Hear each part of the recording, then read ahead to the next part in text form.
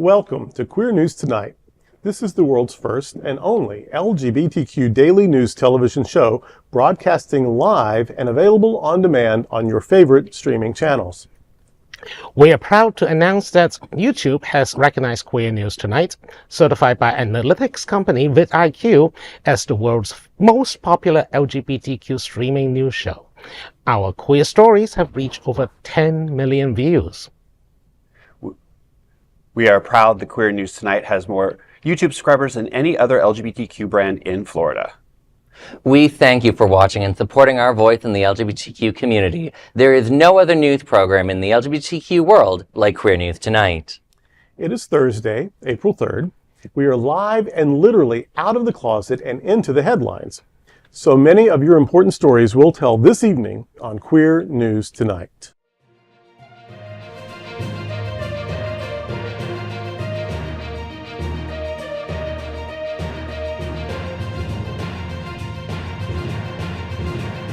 You're watching Queer News Tonight, the world's first daily LGBTQ evening news show. Welcome to the world's most important LGBTQ evening news show.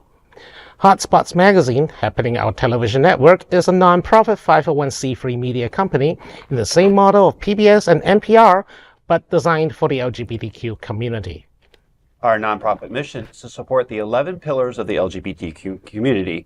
We want to inform and educate the key issues of lesbian, trans, Latino, Black, healthcare, seniors, students, faith, social justice, business, and queer culture. Help us support our diverse community. We are part of one of the largest nonprofit LGBTQ media companies in America, Hotspots Magazine and Happening Out Television Network. In 2025, our magazine is celebrating 40 years of the LGBTQ experience, and Queer News Tonight is celebrating our 5th anniversary with more than 10,000 LGBTQ television stories. We will produce the 25th anniversary of our Stonewall Pride Parade and Festival on June 14th. We present Pride Fete in August and Pride Fort Lauderdale in February. Our magazine, events, television, news, talk, and entertainment shows support our mission to educate the LGBTQ and broader community.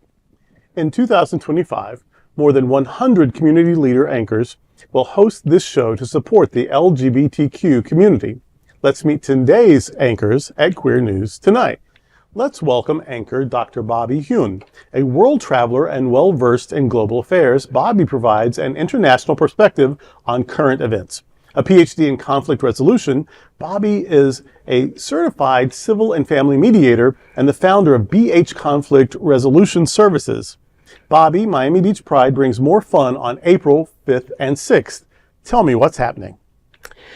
Oh, well, Miami Beach Pride 2025 is celebrating its 17th year with the theme Embrace Your Journey, transforming the city into an Alice in Wonderland-inspired world of individuality and unity. The festivities are daily until April 6th. Featuring high-energy performances at Loomis Park during the Miami Beach Pride Festival on April 5th and 6th. Grand Marshal Sasha Colby will lead the iconic Pride Parade on April 6th with a dazzling mainstage performance. Other artists include Kaiser, Daya, Alyssa Edwards, Jewel Sparkles, Eli Cohen, and Crystal Waters.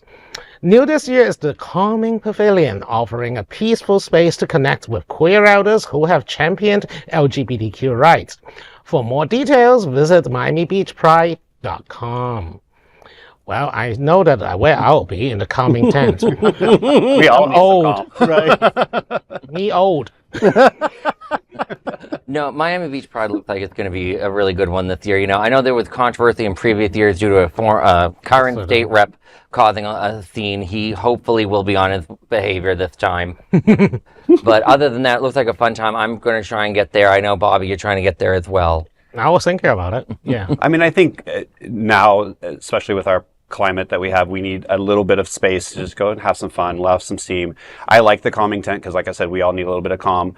And also, I like the fact that, you know, there is a way to connect with elders, because a lot of the younger LGBT people need to know why they are there for Pride. So I think this is a really great kind of full circle moment for Miami Pride. And if Alyssa Edwards doesn't take out a restraining order against me, then I will not have done my job. I love me some Alyssa Edwards. I cannot even wait for this. Can you give us a tongue pop? There we go.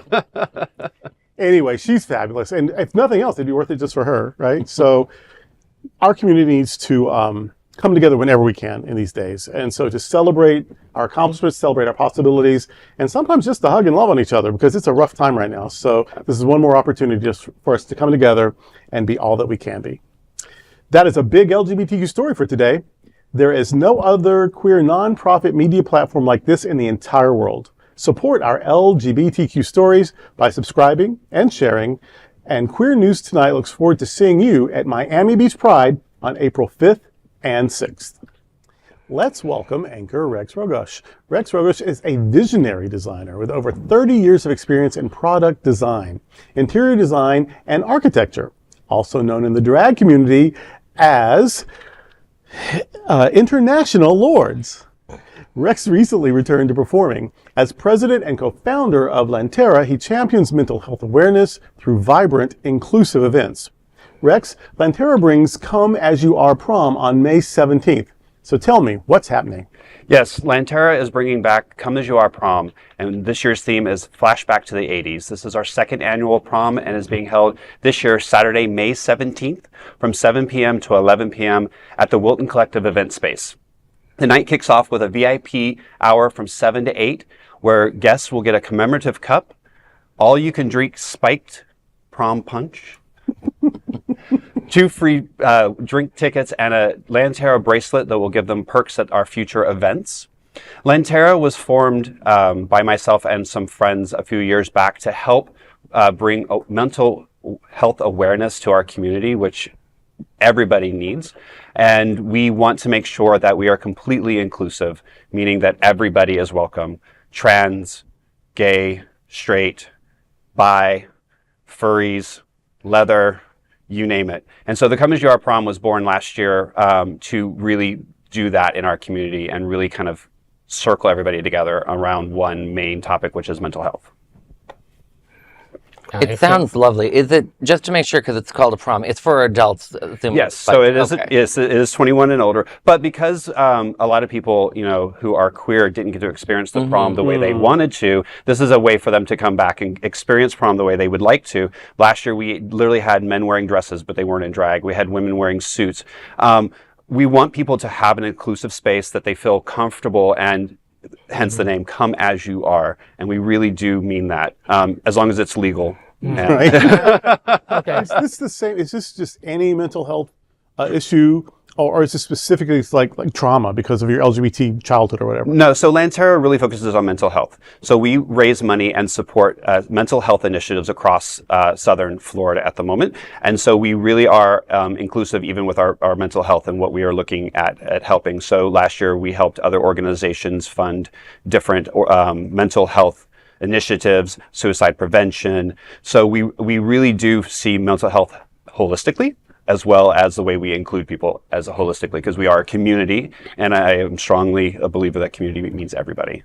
As someone who has multiple medication for that, so I fully support the mission of Lantera and the focus on mental health. There are a lot of us who avoided seeing mental health professionals because they can neither afford it, or they're worried about the stigma of any kind of mental health issues.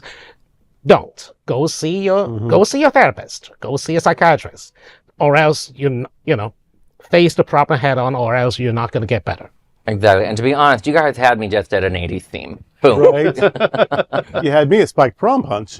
Yes. Is this, will the recent and massive cuts to staffing and funding, will that affect this, your programming? Yes. So not only does it affect us, but it affects all the other nonprofit organizations within the county. So that's why we starting to partner with them. So we actually fundraise and help pass through those funds to make sure that those services that are being funded right now still get funding. The cuts are drastic, and we've been talking to a lot of different organizations recently, and their funding has gotten cut. People have stopped giving money. So it's really important right now to have these types of events. And I can't wait to see everybody there and be in their best 80s attire. So that is our big LGBTQ story for the evening. And we look forward for Queer News Tonight and seeing you at Come As You Are Prom, May 17th. Let's welcome anchor Alex Morash.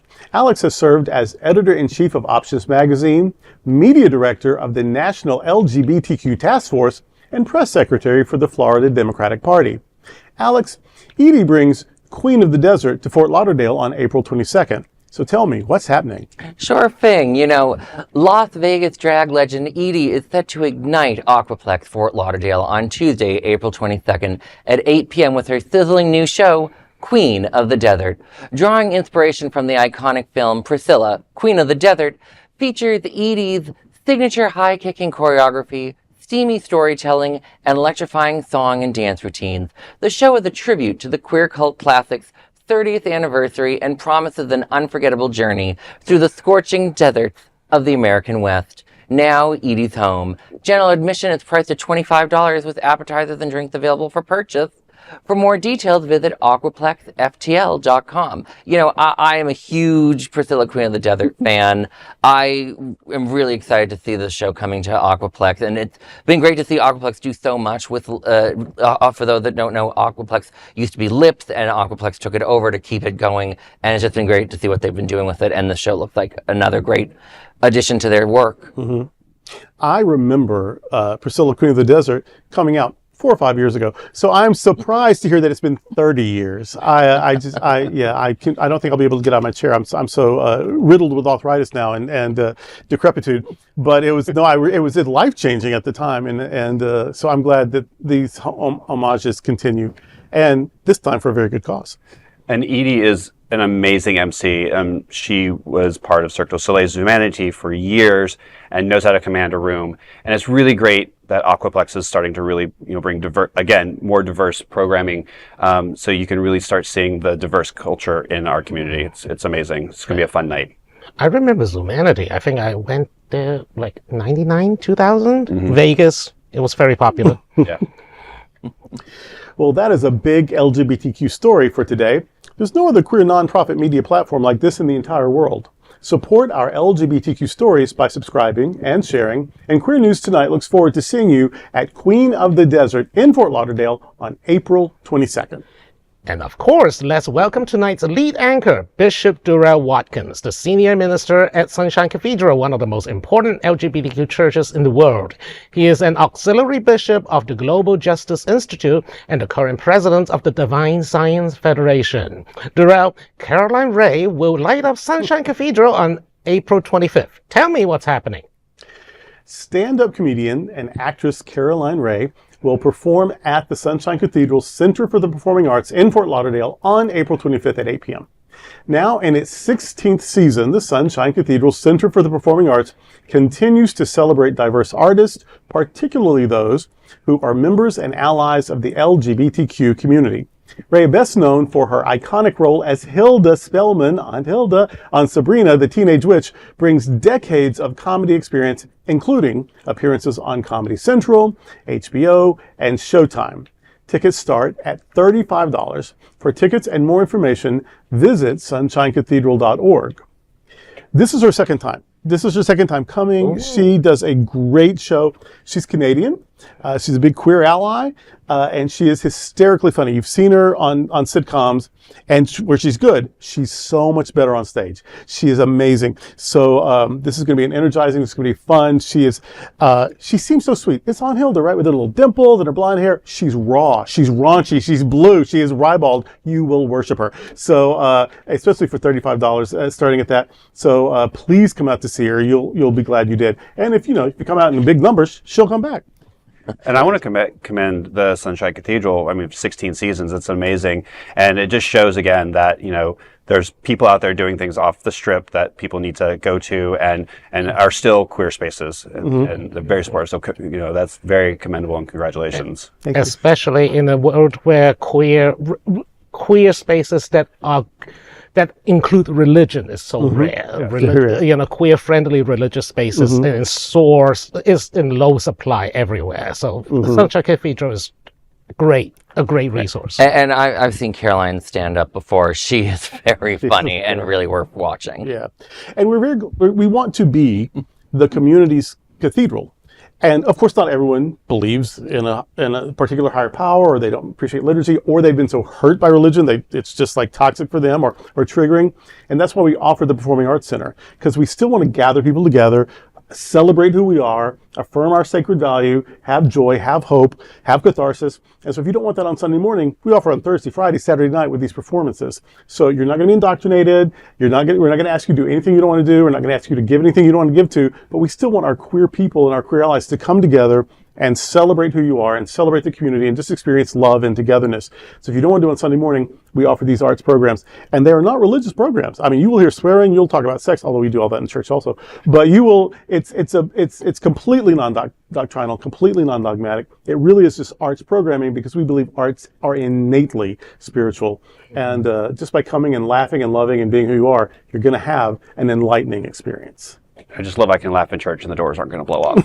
I mean, I'm sitting right next to the pastor and I'm not inflamed yet. So the Sunshine Cathedral is safe for queers. That is a big LGBTQ story for today. There is no other queer nonprofit media platform like this in the entire world. Support our LGBTQ stories by subscribing and sharing. And Queer News Tonight looks forward to seeing you at Sunshine Cathedral Center for Performing Arts on April 25th. Now, let's dive deep into this big LGBTQ story for today. I'm Bishop Durrell Watkins, and let's queer up seniors. Hulu's new gay series takes on loneliness among queer seniors. The invisible portion of the LGBTQ community is often queer seniors. A new Hulu comedy, Mid-Century Modern, tackles the unique challenges faced by LGBTQ older adults. Reports by Sage show they are twice as likely to live alone and 3 to 4 times less likely to have children. Created by Will and Grace masterminds Max Muchnick and David Cohen, along with American Horror Stories' Ryan Murphy, the show is being described as the Golden Girls meets Palm Springs. The 10-episode series, which premiered last week, stars Nathan Lane as wealthy businessman Bunny Schneiderman, who decides to create a chosen family with friends played by Matt Bomer and Nathan Lee Graham. Lane describes his character as, quote, a lonely guy, end quote, who suggests the trio live together without fully considering the consequences.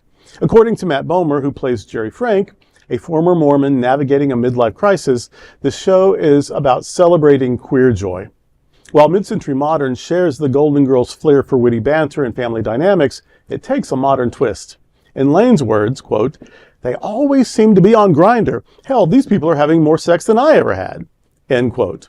With humor, heart, and a nod to the challenges of aging, Mid-Century Modern shines a spotlight on the reality of LGBTQ elders, proving laughter is timeless.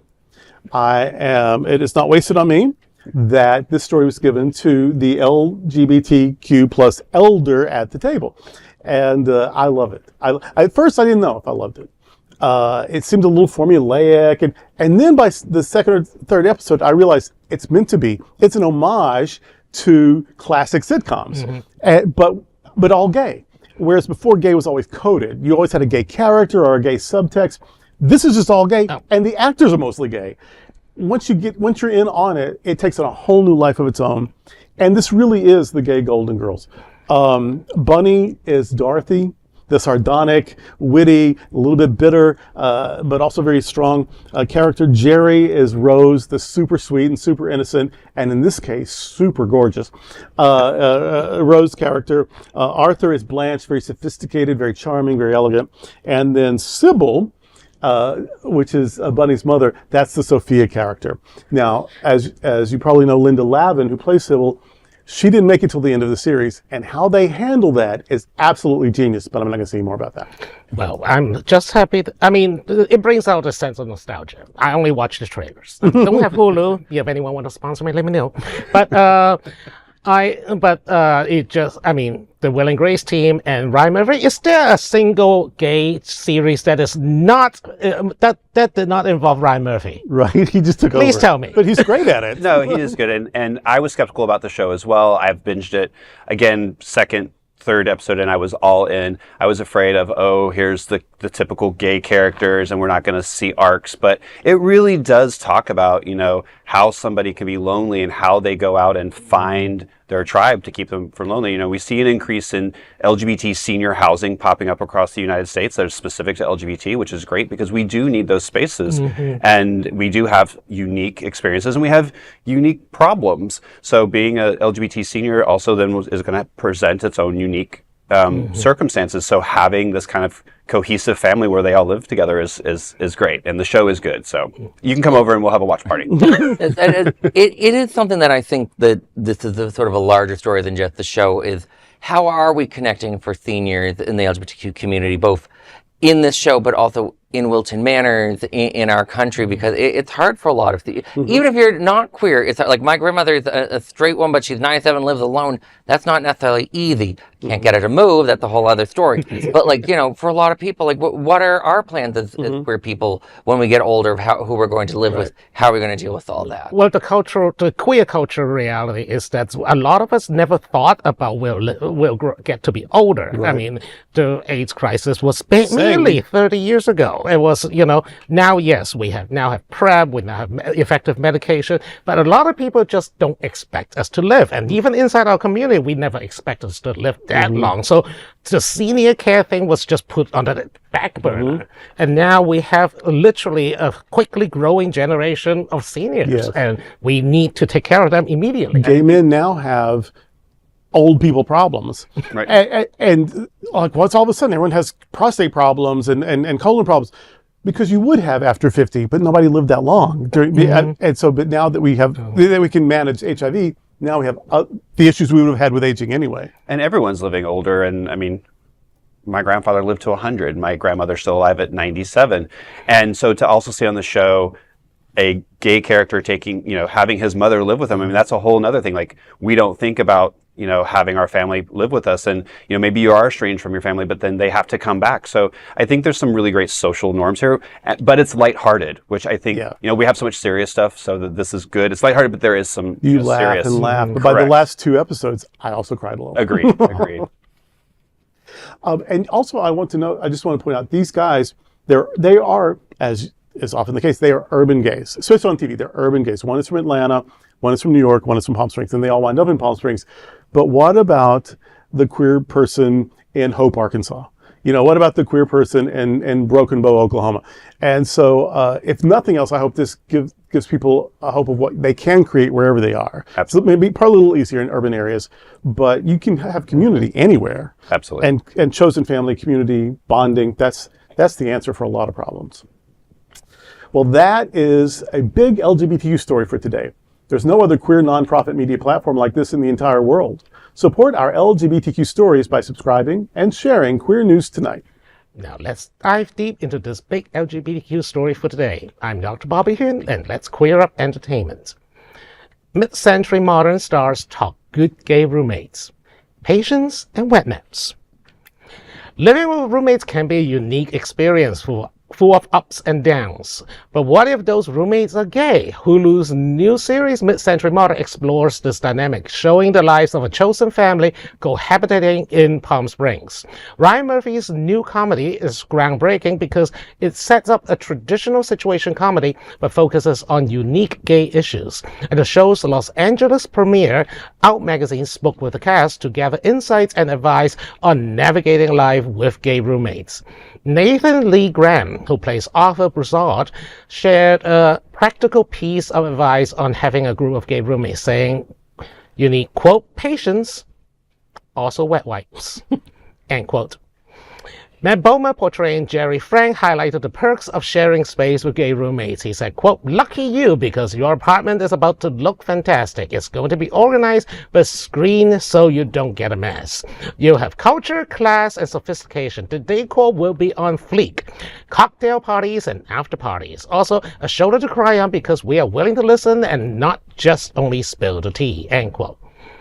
Nathan Lane, who plays Bunny Schneiderman, said, quote, "You want to make sure everyone has their own space so they can go off and have time for themselves," end quote. Reviews and audience reaction has been extremely good and people are loving the show already. Go ahead and catch Mid-Century Modern, streaming now on Hulu, where laughter, love, and life lessons fill every room. Okay, I don't know what Matt Bowman is smoking, but not all of us are fabulous. Not all of us are fabulous interior designers who basically have an art gallery as a home and mid-century modern furniture everywhere. Do you know how much an Eames lounge chair costs? $3,000 at Design Within Reach. Anyways, but the other two have given some good advice. Nathan Lane's especially. Roommate situation is about cohabitating, and when cohabitating is important, each of you have your own separate space that you don't bother each other. And when it comes to hygiene, Nathan Lee Graham has the point. I mean, look, I have a job for a reason. I am an interior designer, and I can attest that not every gay man or queer person out there has the bug to design appropriately. They have bad lighting, the whole nine. But I will agree that, cohabitation, whether it be roommate, spouse, or anything, is difficult. You both come into a situation with your own personal tastes, your own personal style, your own personal sense of space.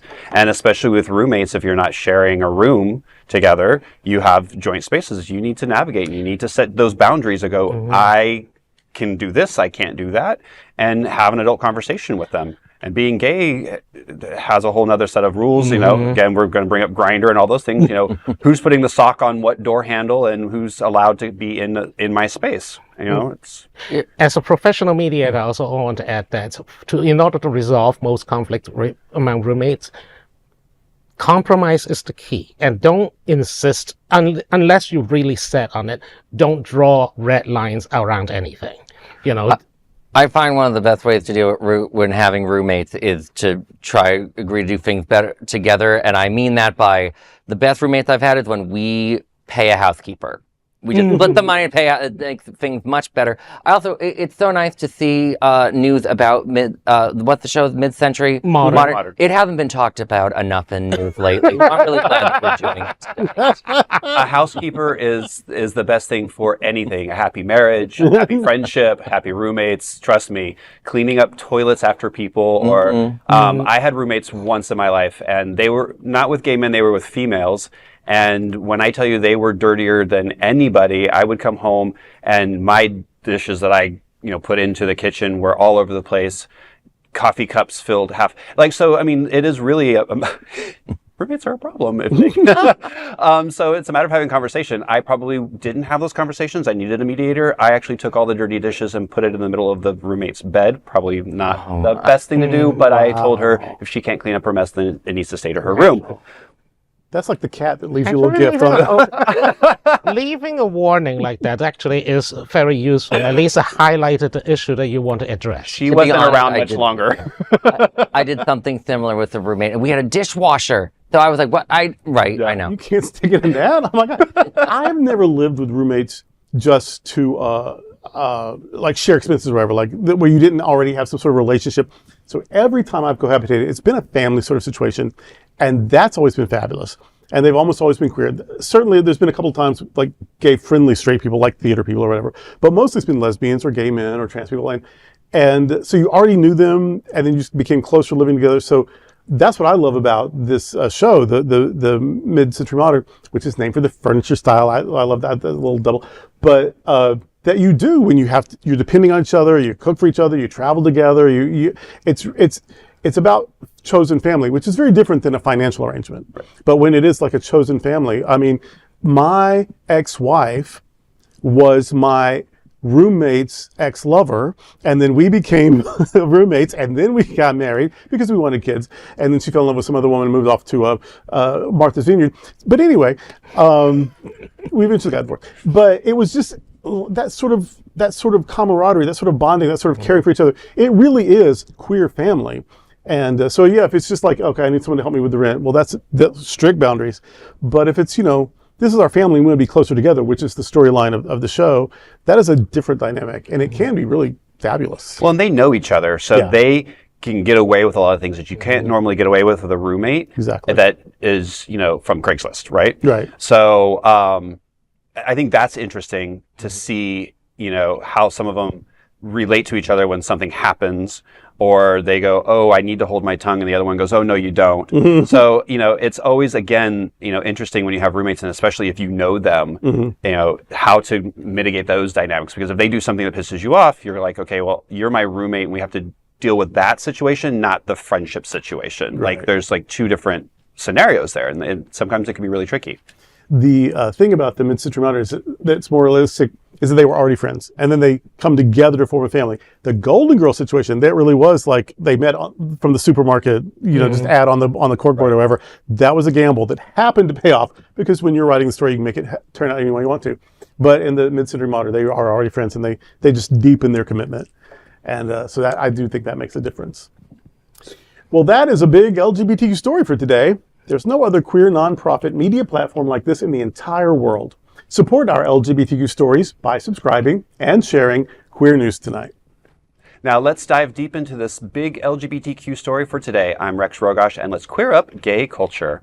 Here are the 2025 hottest gay menswear trends, including faux fur, velvet, chocolate, and more. Spring means fashion. New York, Paris, Milan, and are all in full swing with this $100 billion industry. It likely comes at no surprise that per capita, gay men spend more on fashion than any other segment group. Out.com is here to help the gay community to get excited about trends in the fashion world. The Commodore-inspired mop dog trend stormed Paris runways with dreaded wool pieces from Head Manure, Egon Lab, and Acne Studios. Oversized coats with fringe-like patterns and exaggerated dreaded details made a dramatic impact, blending romantic goth aesthetics and winter-ready fashion. What's the big color this year, you ask? Surprisingly, chocolate tones are making a delicious comeback. Bottega Veneta started the trend, but this season's Bianca Saunders' milk chocolate leather jacket and waxed trousers stole the show. Saatchi, Louis Vuitton, Dries Van Noten, and Xenia added rich variations with luxurious overcoats and matching scarves. Leopard print remains the wild card of the season, and Louis Vuitton and Dolce & Gabbana styled leopard coats overstated layers for fierce but mostly approachable looks. Lanvin's oversized leopard coat with denim and MSGM's bold blue shirt and khaki combos provided animal prints, and they could be versatile. Faux fur is everywhere too, from Prada's draped pelt overcoats and bubble vests to David ComeAs maximalist faux fur sweatsuit. This trend channels luxury and drama. Saint Laurent added American Psycho vibes with fur accents, encouraging fans to go big or go home. Velvet is also crushing it with Emporio Armani's pinstripe suits and Giorgio Armani's vibrant blue velvet sneakers. Willy Cavalier brought romance with crushed velvet suits adorned with brooches, Ameri floral pastels, and decadent menswear trends are about to own your boldest self. Dress fierce, stay fabulous, and check out more details at out.com. Well, okay, first that was a tongue twister. There was more designers there than Beverly Hills. But I liked the fact that color is making a comeback. Gray upon gray has always been, a staple for many, many years. And with everything that's going on, it's good to see designers stepping out and bringing us stuff that's going to lighten our spirits. Faux fur and fringe is fun and fabulous. Maybe not always Florida friendly. But chocolate definitely is a great color, and shades of brown to lighten up everybody's wardrobe. I'm sure the summer line will be coming soon, or probably previewed already. These are probably the next winter lines. Well, I did see faux fur shorts online, and some faux fur hats by some baseball caps, actually. The faux fur baseball caps online already. So if you want to bring your faux fur into more of a summer style, why not? It's interesting seeing what's on the runway and then seeing what actually trickles down. Devil Wears Prada says, what trickles down to the bargain basement bins of Casual Corner. So, what I love to do though is, I'm a very forward person when it comes to fashion. And I think taking cues from what you see on the runway and making it your own is actually the best thing. Just don't go and buy it off the rack. So it should be a really great way to express yourself. Yeah, I saw those furry shorts on the TikTok shop. Very high fashion there. I think of this story, and my first thought is Oscar Wilde said, fashion is so ugly it has to change itself every 6 months. I see that in our today's fashion industry. I think Fran Lebowitz, she was talking to Harper's Bazaar this week about fashion, and she made some really great points that I wish I would see more in fashion, which is more of a critique of fast fashion and going back to high quality pieces. And she's like, not everyone, you can't afford to get all nice stuff, but try to, when you can, invest in pieces that will last longer. And I think that's a great piece of advice. As for chocolate, we can call it chocolate. It just looks brown to me. Right. And when I think of fashion, I think of Fran Lebowitz. That's who I want. She is the premier photographer of everything. She is genius for sure. For me, my practical advice is when you see these looks, go back to a thrift store, go to vintage fashion, because what is old will be new. Everything will recycle. We just seen an 80s revival. Now we are about to see 90s revival. Also quality. Anything made pre-Great Recession was made at a much higher. I worked at Banana Republic right up until and right after the Great Recession. There was a huge change in quality, not just at Banana Republic, J. Crew, all of the decent companies. I have stuff that is 25 years old. I have stuff that can actually buy a drink.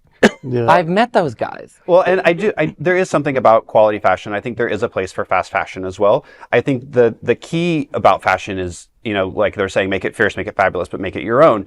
Don't show up with something right off the runway if you're not somebody from the runway. Put something on that you feel comfortable in, that is it doesn't have to be trendy.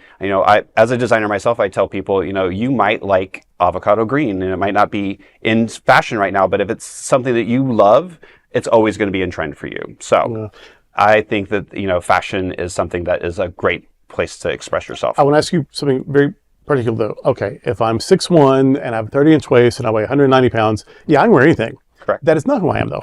That's not who a lot of people are.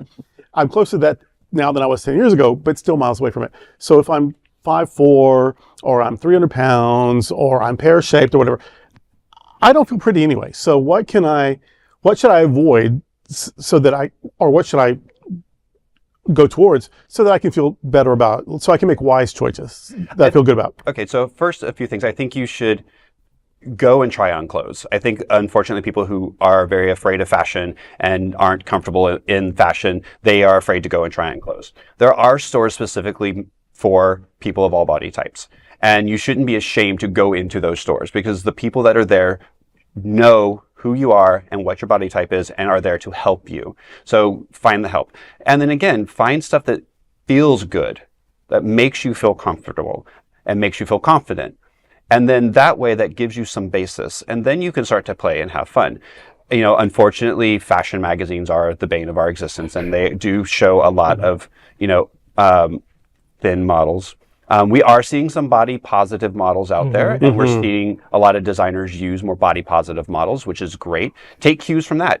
Go seek out those designers that are showing body positive models on the runway, because then their clothes are going to be more suitable for you. I have found also that tailors are good friends, and they're not super expensive. So sometimes I will buy, because to get something that fits my neck, I look like I'm wearing a caftan. If I get something to fit my waist, I can't button my shoulder. You know what? So, but if I get something that'll work, and then go to a tailor who can taper in then I look fine. And it's not super expensive, especially if you do one or two at a time. So tailors are not a bad person, that's not a bad investment. Taylor's your best friend. I mean, I am 6'3", I'm 190 pounds. I am that model fit, and I still have my stuff tailored because there are things that fit me differently from different designers, and I can't always afford to go out and buy the $1,000 shirt that's going to fit me exactly, right? So it's okay to buy something that's a little less expensive and have it tailored, and then again, you're getting that custom fit for you, and it's going to make you feel fabulous. as someone at 30 inseam for pants and jeans, I never get the length that I want at any store. Everything, the nice ones are always start at 32 inseam. So every time I need to go to seamstress, and trust me, you just need it. And accessorize. You don't need to be boring. I know I'm boring, but you don't need to be boring if you just accessorize a little bracelet here, a brooch there, makes you look pop. And when in doubt, as the people reminding me of what I'm sitting in today due to the last drag queen here, glitter always helps. Right. And not all of us can pull off a crown, but some can. Some obviously can, but not all of us can. I can't pull off a little religious symbol, but find the brooch that works for you. Well, that is a big LGBTQ story for today. There's no other queer nonprofit media platform like this in the entire world. Support our LGBTQ stories by subscribing and sharing Queer News Tonight. Now, let's dive deep into this big LGBTQ story for today. I'm Alex Morash, and let's queer up trans rights. Florida trans woman arrested over bathroom protest. A 20-year-old transgender woman from Illinois, Marcy Renton, was arrested at the Florida State Capitol after attempting to use a women's restroom. The incident marks the potential first arrest under Florida's controversial laws banning transgender individuals from using facilities aligned with their gender identity. Renton, a college student, deliberately informed police and politicians in advance of her plan, sharing her photo identification and specifying the restroom she intended to use. In a letter, she challenged the law, saying, quote, "I know that you know in your heart that this law is wrong and unjust. I know you know in your heart that transgender people are human too, and you can't just arrest us away." End quote. On March 19, Capitol Police attempted to dissuade Renton from her planned protest. When she proceeded, officers took her into custody on trespassing.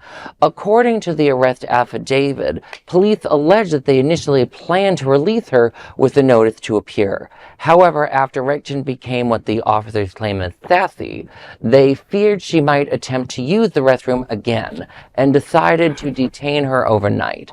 She was released the following day. Reflecting on the experience, Renton said, quote, "Everything that is politics seems very abstract and philosophical from far away. This is the first time it's really affected me. I got arrested, I got sent to jail because of Governor DeSantis' policies," end quote. Florida's restrictive laws prohibiting transgender individuals from using restrooms, changing rooms, and sleeping facilities that match their gender identity in government and public institutions. Renton's arrest underscores the real-world impact of these policies, sparking debate over personal freedoms and transgender rights in Florida. You know, a part of me sees this and it's like very like way to go, you know, civil disobedience, the sort of protests we think of Rosa Parks, we think of sit-ins at diners. The only like caveat I have on the other side is like it was an out-of-state person that did this, and I know people are going to criticize that, and there's plenty of people in Florida that can do these protests, but it's a bigger risk sometimes, and I'm still at the end of the day I applaud this young woman for taking the risk, getting arrested, and forcing the conversation, because it is absolute insanity that we're trying to arrest people over which bathroom they're using. Well, isn't the arrest for trespassing even not correct? It's public property. I mean, I've never been to our Capitol, but if it's during business hours, isn't it open to the general public? So how is that trespassing? I think trespassing is that she is she is biologically male, or at least by DNA male, and she entered a female restroom. That's where the trespassing is. Yeah, but semantics is the law is if you're trespassing, you're on property that you're not supposed to be on. So it's public property. So that's faulty right there. So they knew they couldn't get her on something, so they forced something. So that's problematic in the first place. Well, Florida does have an anti-trans bathroom bill specifically. Correct. That's why she was arrested. If that bill was not passed, they would not have been able to make that arrest. And she was challenging that. I mean, that's the whole point of it. But also, it's just unconscionable to me that this is even a thing that you can still in the 21st century target and demoralize and dehumanize and demonize a group of people for who they are. My whole life growing up, now I grew up in the sticks, I grew up hillbilly in Arkansas, so maybe we just had it, but mothers would always take their little boys with them to the bathroom because they weren't going to leave them just out, you know what I mean? Or dads would take their little girls, or if there was a long line in the women's room and nobody was in the men's room, women would like veer off. Like it was a bathroom. And so this isn't about bathrooms, and this isn't about safety. This is about marginalizing and demonizing trans people, and that is unacceptable. Well, and to your point, I mean, people still do that. I mean, I've been at concerts where their fathers are, hey, I'm bringing my daughter in, she needs to go to the bathroom. And you're not going to leave her alone. Correct, and nobody says anything about it. So technically, by this law, he cannot no longer do that. And if the facility doesn't have a family bathroom for him to go, then he's going to have to send his underage child into a women's bathroom by herself.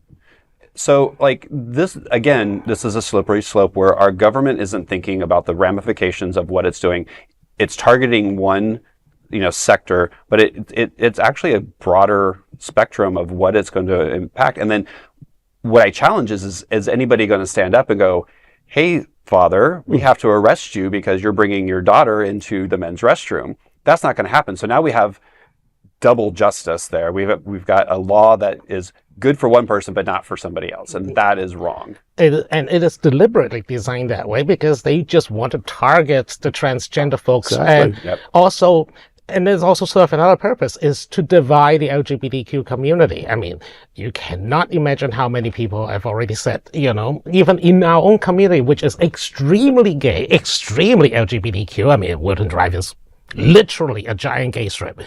And we have heard, I have heard personally quite a few people who basically like, oh, we don't need to help them with this. We don't need to help them with that. And, let them drown. Like, no, this is not acceptable. No. But to be honest, I don't know how prevalent that really is, but I do blame, honestly, the LGBTQ nonprofit advocacy groups for how they've handled trans issues in the past.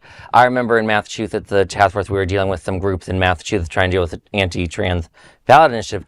And the anti-LGBTQ hate group Alliance Defending Freedom, they were practicing all these different hateful speeches, fears of bathrooms, fears of trans people in different spaces. And we need to take that head on.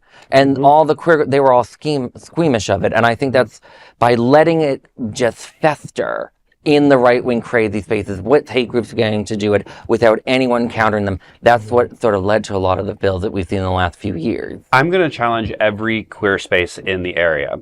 So by building code, I know you have to have so many toilets, so many sinks, so many urinals. But I would encourage everybody to take the male and female signs off of their bathrooms and put signs up saying that it is good for all. I have designed many spaces where they were actually unisex bathrooms, where everybody had a private stall and you all shared a sink. If we all do that, then everybody will feel comfortable. And if you don't feel comfortable personally going into a bathroom when somebody else is there that you don't feel comfortable standing next to, then that's on you. But I think I would allow every queer space to really look at this and go, you know what? We don't like this law. This law is unjust, and do things about it to get rid of it. Right. And I'm going to ruin the conversation by mentioning religion, but look what I'm wearing. But it's for those people who consider themselves people of faith, I'll just dare to bring up the golden rule. If you wouldn't want to be treated that way, then don't participate in treating people that way. I mean, this isn't a hard ethical question. If you were a member of that community and you were being treated that way, you wouldn't like it. So keep that in mind when you're dealing with people. Unfortunately, some of our government officials skipped that chapter in text and picked what they wanted to. Which is funny because to a person, politicians will say, what's your favorite Bible? And they will say the Sermon on the Mount, and that's where that's from. Well, that is a big LGBTQ story today. There is no other queer nonprofit media platform like this in the entire world. Support our LGBTQ stories by subscribing and sharing Queer News Tonight. Now let's dive deep into this big LGBTQ story for today. I'm Bishop Durrell Watkins, and let's queer up the USA View. Texas gay campground bans trans men from property and creates community outrage. Grizzly Pines, a private gay campground in Texas, is under fire for reaffirming a policy banning transgender men from its property.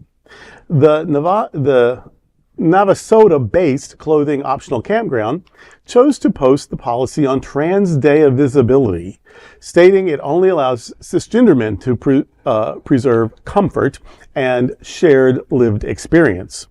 The post was later deleted and comments on social media were disabled. The venue wrote, quote, "This campground was created as a haven specifically for men who historically lacked spaces where they could express themselves openly. We're not anti-trans, we're just focused on preserving this unique subcultural dynamic," end quote. The policy has drawn backlash, particularly from the bear community, known for embracing body positivity and inclusion. The Houston Bears canceled their sold-out bear camp, stating, quote, "The idea of having an event where we would be forced to tell some of our members, not you, is incompatible with our values," end quote. The event will now be hosted at Rainbow Ranch in Groesbeck. John Anderson, founder of Gay Camping Friends, also criticized the campground's decision.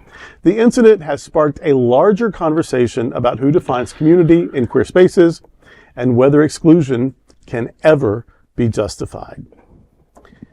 I am pretty passionate about gender issues. In fact, my Episcopal portfolio as a bishop with the Global Justice Institute, my portfolio is transgender awareness and communications. And so this is, we're talking about my people, we're talking about my constituency, and I get very worked up about it. Now, I realize this is a private club, and the point of having a private club is that you can do what you want to do within your space. And it's a queer club, though. It's a gay thing. And I get that sometimes men like to be together, sometimes women like to be together, sometimes queers like to be together, sometimes people over 60 like to be together. I get affinity groups. But I do push back against the idea that only cisgender men are men. Mm-hmm. If we are going to be the queer community, then that includes all the letters in the acronym. And I like the company of men. I like to date men. I'm married to a man.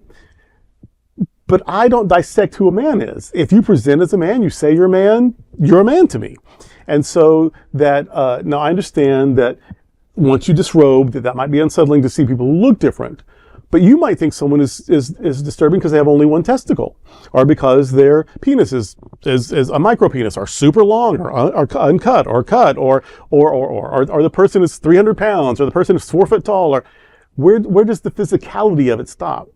And so if it's a nude male space, I think nude is nude, and I think male is male, and I get you're private and you can do what you want to do, but I also think it's very insulting and very hurtful to trans men who really are men.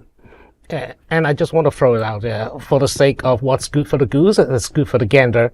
If trans men are excluded because they do not have male genitalia, what about trans women? They have male genitalia.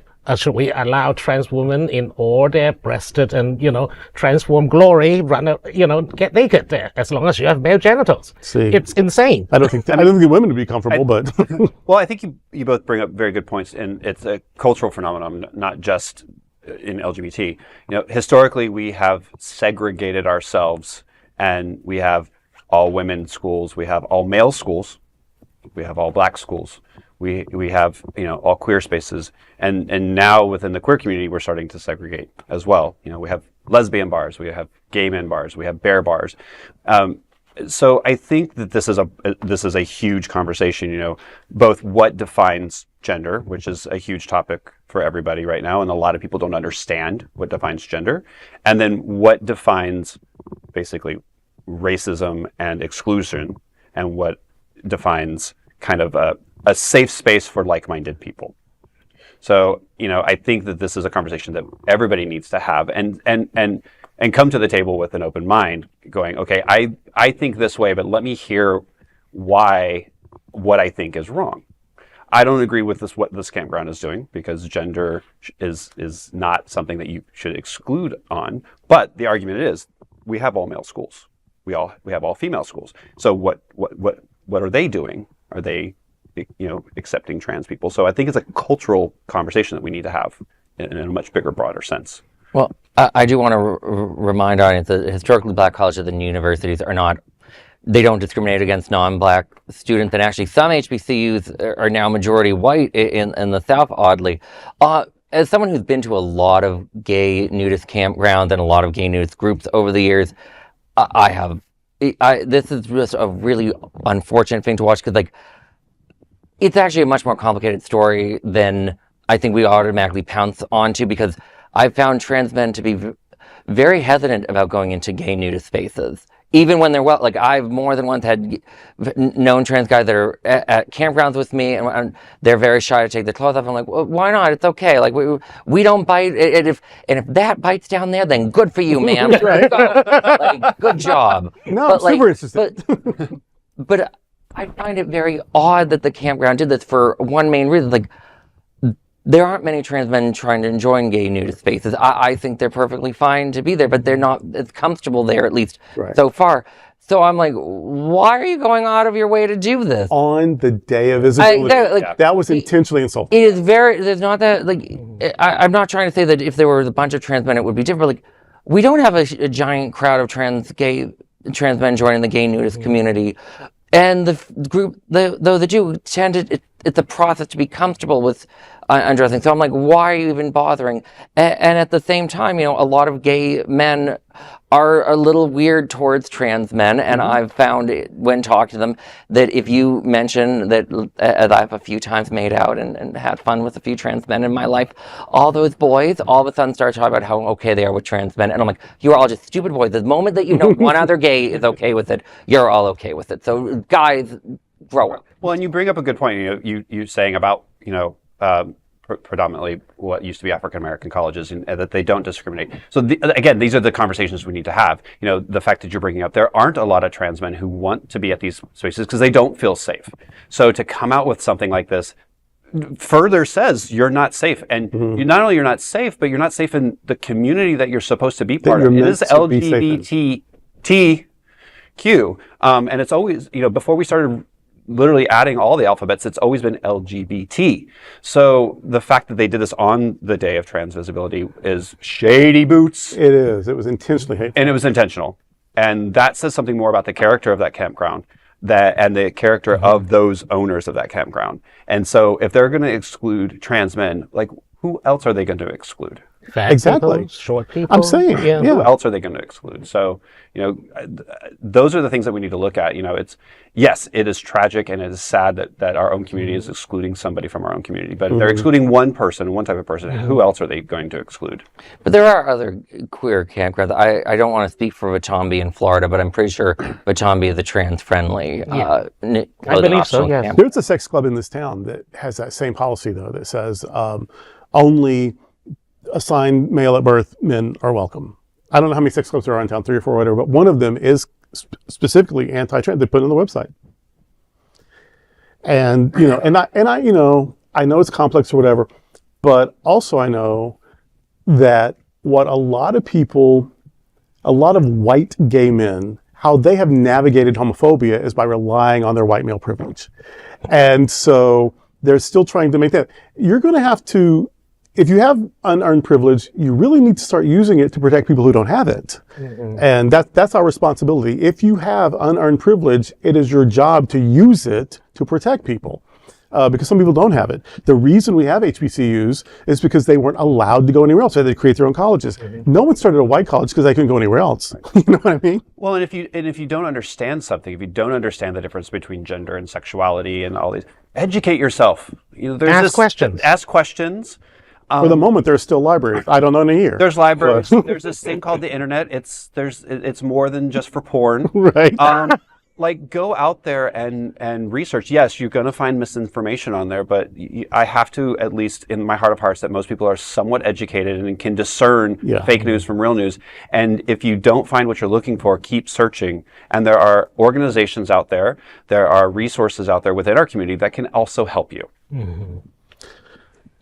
Well, that is a big LGBTQ story for today. There is no other queer nonprofit media platform like this in the entire world.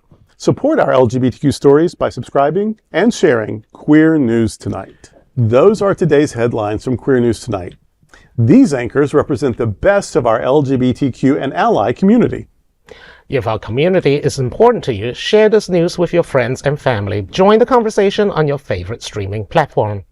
Queer News Tonight is the only live LGBTQ digital television show in the world that is out of the closet and into the headlines. We need your support if our community is to grow and then thrive. We must tell our stories and bring them to the attention of the broader world. This is the only place in the world that tells these types of LGBT stories in motion and sound. That is the passion of Hotspots Magazine, Happening Out Television Network, and Queer News Tonight. I'm your anchor, Bishop Durrell Watkins, and on behalf of these LGBTQ reporters, the anchors of Queer News Tonight, including Dr. Bobby Huen, Rex Rogosch, and Alex Morash, we will see you daily at 8 p.m. To our LGBTQ world, we hope you will join us by embracing love, generosity, bravery, be transformative, and queer. Good night.